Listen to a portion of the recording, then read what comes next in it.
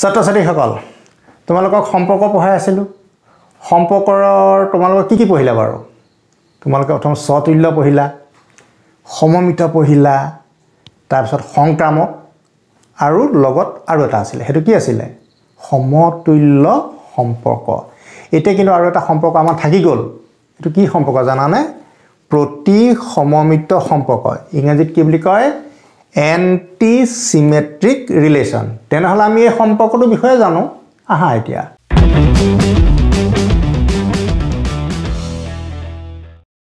এতিয়া আমি এটা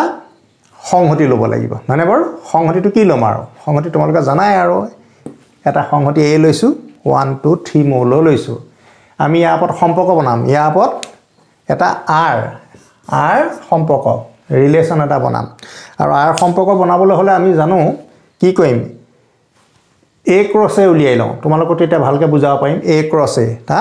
তা মানে a ক্ৰস a মানে 1 2 3 আৰু 1 2 3 বুজি পাইছা নহয় a ফালৰ এইগিটা a এৰ মৌল এইগিটা a এৰ মৌল তেটা কি হ'ব 1 1 1 1 1 2 1 2 1 3 তা মানে 1 ৰ লগত 1 ক্ৰস প্ৰডাক্ট কৰিছো কাৰ্টেজিয়ান গুণফল 1 ৰ লগত 2 হলে 1 2 হ'ব 1 ৰ লগত 3 হলে 1 3 হ'ব 2 ৰ লগত 1 হলে 2 1 হ'ব 2 ৰ লগত 2 হলে 2 2 হ'ব 2 ৰ লগত 3 হলে 2 3 আকৌ তেনেকে তোমালোকে সম্পৰ্কখিনি দেখা পালা এটা তোমালোকৰ প্ৰতি সমমিত সম্পৰ্কটো এনেকুৱা ধৰণৰ তোমালোকে মন কৰিবা যদি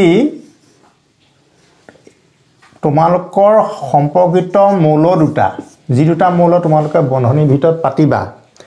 সেই সম্পৰ্কিত মৌল দুটা তোমাৰ কি হ'ব লাগিব প্ৰথম কথা সমান হ'ব লাগিব তেতিয়া হি কি হ'ব প্ৰতি সমমিত সম্পৰ্ক হ'ব তোমালোকৰ প্ৰতি সমমিত সম্পৰ্ক হ'লে কোনটো হ'ব লাগিব চোৱা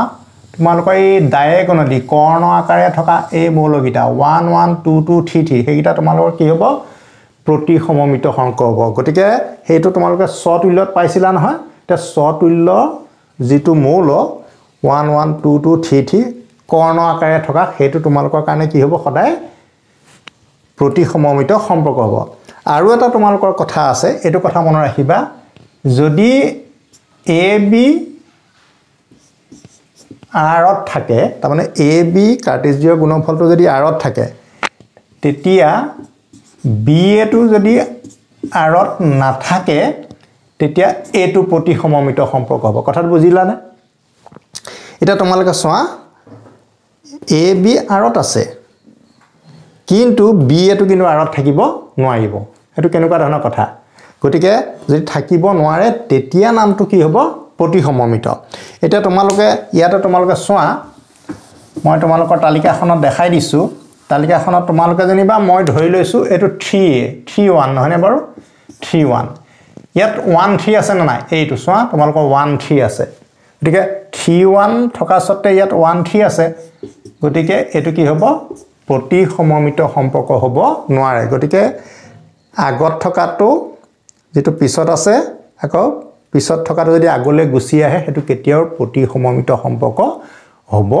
নোৱাৰে হেতু কথা মনত ৰাখিবা যদি মৌল দুটা সমান হৈ যায় a = b হৈ যায় বুজি পাইছা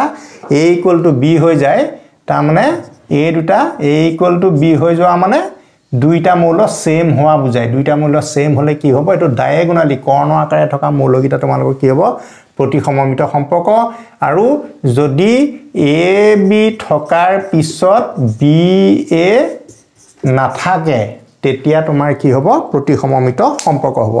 এটা মই তোমালোকৰ কাৰণে কেইটামান সম্পৰ্ক ইয়াত লিখি ৰাখিছো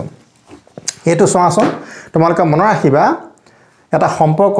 ৰিক্ত সম্পৰ্ক খালি সম্পৰ্ক এই সম্পৰ্কটো সদায় প্ৰতি সমমিত সম্পৰ্ক বুলি ধৰে তোমালোকে তো বৰ দৰকাৰী কথা মনত ৰাখিবা প্ৰতি সমমিত সম্পৰ্কত খালি সম্পৰ্ক মানে ৰিক্ত সংহতিটো তোমালোকৰ সদায় খালি প্ৰতি সমমিত সম্পৰ্ক হ'বই না তাৰ পিছত চোৱা 1 1 2 2 3 3 এই কৰ্ণ আকাৰে মৌলগিটা আছে না নাই আছে এই মৌলগিটা সদায় কি হ'ব প্ৰতি সমমিত সম্পৰ্ক হ'ব এটো তোমালোকৰ ডেফিনিশনে কৈছে ঠিক আছে তাৰ পিছত চোৱা r3 হ'ব না নাই r3 বুলি কওঁতে গুটেইখিনি সম্পৰ্ক টোটাল কেটা হ'ব ইয়াৰ 1 2 3 9টা হ'বগে তোমালোকৰ 9টা দেখিছা 1 2 3 4 5 6 7 9টা সম্পৰ্ক আছে তে 9টা সম্পৰ্কৰ r3 যেটো সম্পৰ্ক আমি ধৰি ললো যে R3 A ক্ৰছ A বুলি ধৰিছো ইয়াতে 9টা সম্পৰ্ক আছে এই 9টা সম্পৰ্কয়ে তোমালোকৰ প্ৰতিসমমিত সম্পৰ্ক হ'ব নাই সো ইয়াতে 3 1 আছে না 3 1 থাকিলে 1 3 থাকিব নোৱাৰিব কিন্তু 1 3 তোমালোকৰ আছে ইয়া সোৱা 2 1 থাকিব পাৰিব কিন্তু 1 2 থাকিব নহয় কিন্তু দেখা পাইছা 1 2 আছে গতিকে এইটো তোমালোকৰ প্ৰতিসমমিত সম্পৰ্ক নহয় R4 লে যোৱা আৰু এটা সম্পৰ্ক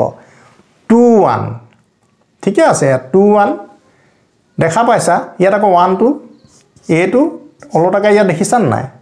বিপৰীত সম্পৰ্ক A2 তাৰ অলটাকে A2 আছে গতিকে A দুটা থকা কাৰণে A কিন্তু 1 1 জোৰ থকা কাৰণে কিন্তু প্ৰতিসমমিত হয় কিন্তু এই জোৰ থকা কাৰণে কি হৈ গল প্ৰতিসমমিত নোহা হল এই জোৰটোৱে 2 1 থাকিলে 1 2 থাকিব নোৱাৰিব কথাটো হল সেইটো লাষ্টলি তোমালোকৰ R5 টো চোৱাচোন ইয়াত 1 3 আছে এটো তোমালোকৰ প্ৰতিসমমিত সম্পৰ্ক হ'ব যেহেতু আমাৰ 3 1 2 নাই ঠিক আছে তোমালোকৰ নিশ্চয় কনসেপ্টটো ক্লিয়াৰ হৈছে বুলি মই ভাবিছো গতিকে প্ৰতিসমমিত সম্পৰ্কত তোমালোকে এটা কথাই জানিবা যে কৰ্ণ আকাৰে মানে 1 1 2 2 3 3 যেটো সতুল্য এই সম্পৰ্কবিলাক সদায় কি হ'ব প্ৰতিসমমিত সম্পৰ্ক আৰু যদি তোমাৰ ইয়াৰে কোনোবা এটা সম্পৰ্ক ধৰি লোৱা ইয়াতে যেনিবা 2 1 আছে তেতিয়া জানিব লাগিব 1 2 2 তোমালোকৰ থাকিব নালাগিব তেতিয়া 2 1 টো কি হ'ব প্ৰতিসমমিত সম্পৰ্ক হ'ব তেতিয়া ছাত্ৰ-ছাত্ৰী সকল প্ৰতিসমমিত সম্পৰ্ক সম্বন্ধে ইমানেই তোমালোকক কলো আৰু যদি তোমালোকৰ উদাহৰণ লাগে তোমালোকে এটা উদাহৰণ আৰু এটা চাই লোৱাচোন বাৰু প্ৰতিসমমিত সম্পৰ্কৰ আৰু এটা মই তোমালোকক উদাহৰণ দিলো A greater than equal to B B less than equal to A তেতিয়া ইয়াৰ পৰা তুমি কি পাবা A equal to B A টো তোমালোকৰ কি হ'ব প্ৰতিসমমিত সম্পৰ্ক এবাৰ কি হৈছে সৰি ইয়াত B টো ডাঙৰ হ'ব এবাৰ A টো ডাঙৰ হৈছে এবাৰ B টো ডাঙৰ হৈছে আৰু ইকুৱেল হৈছে আকৌ এটা তোমালোকে